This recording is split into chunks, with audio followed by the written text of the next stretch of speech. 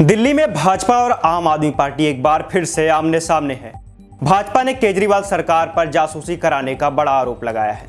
दरअसल दिल्ली सरकार की फीडबैक यूनिट यानी कि एफबीयू को लेकर के सीबीआई ने विजिलेंस विभाग को अपनी रिपोर्ट सौंपी है। इसके अनुसार दिल्ली के डिप्टी सीएम मनीष सिसोदिया पर विपक्षी दलों की जासूसी कराने का आरोप लगाया गया है।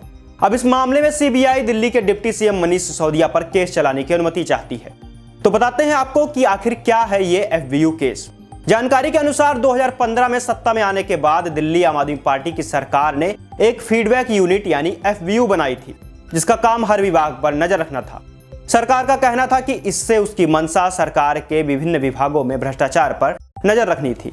हालांकि अब सरकार पर आरोप लग रहा है कि इसके जरिए दिल्ली सरकार ने विपक्षी दलों के कामकाज की जासूसी करवाई थी। दिल्ली सरकार के विजिलेंस विभाग के एक अधिकारी की शिकायत पर सीबीआई ने प्रारंभिक जांच की थी। 2016 में एजेंसी की ओर से कहा गया था कि जिन कामों के लिए यूनिट का गठन किया गया था, उसके अलावा एफबीयू ने प्रमुख राजनीतिक व्यक्तियों की जासूसी करवाई थी। सीबीआई के मुताबिक 8 महीने के दौरान एफबीयू ने 700 से अधिक मामलों की जांच की थी, जिनमें 60% मामलों में राजनीतिक खुफिया जानकारी जुटाई गई थी। अब सवाल यह उठता है कि आखिर यह मामला सामने कैसे आया।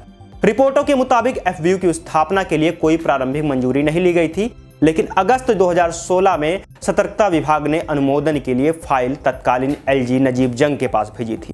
जंग ने 2 बार फाइल को खारिज कर दिया था। इसी बीच एलजी ने एफबीयू में पहली बार गड़बड़ी पाई थी और मामले को सीबीआई को सौंप दिया था। सीबीआई ने अपनी रिपोर्ट में सरकारी खजाने में नुकसान का भी जिक्र किया है। एजेंसी की माने तो फीडबैक यूनिट के गठन और काम करने को गैर कानूनी तरीके से सरकारी खजाने को लगभग 36 लाख रुपए का नुकसान हुआ है। सीबीआई ने कहा था कि किसी अधिकारी या विभाग के खिलाफ कोई कार्रवाई नहीं की गई थी। ऐसे में यह भी सवाल है कि अभी इस मामले को लेकर चर्चा क्यों है।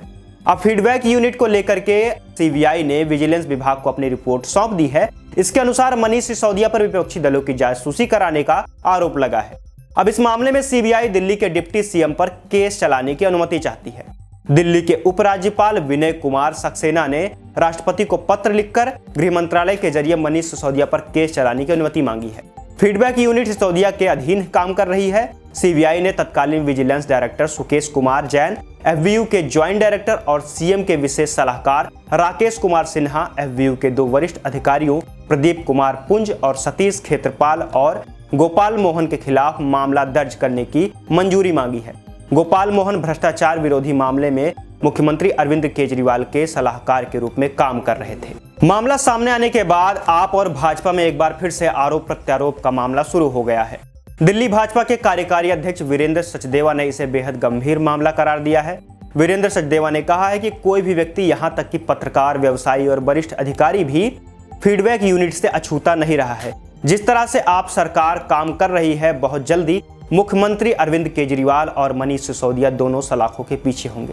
दिल्ली विधानसभा में विपक्ष के नेता रामवीर सिंह विधूड़ी ने कहा है कि आबकारी घोटाले के बाद एफबीयू जासूसी मुद्दे से सिसोदिया को फिर से सवालों के घेरे में ला दिया है।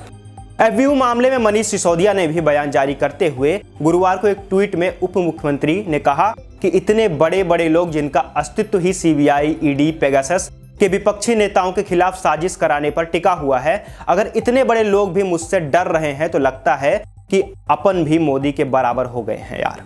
ये तो रही दिल्ली के एफबीयू केस की जानकारी। आपका इस मामले में क्या सोचना है, हमें कमेंट करके जरूर बताइए। साथ ही देखते रहिए हमारे चैनल को नव आयुध को।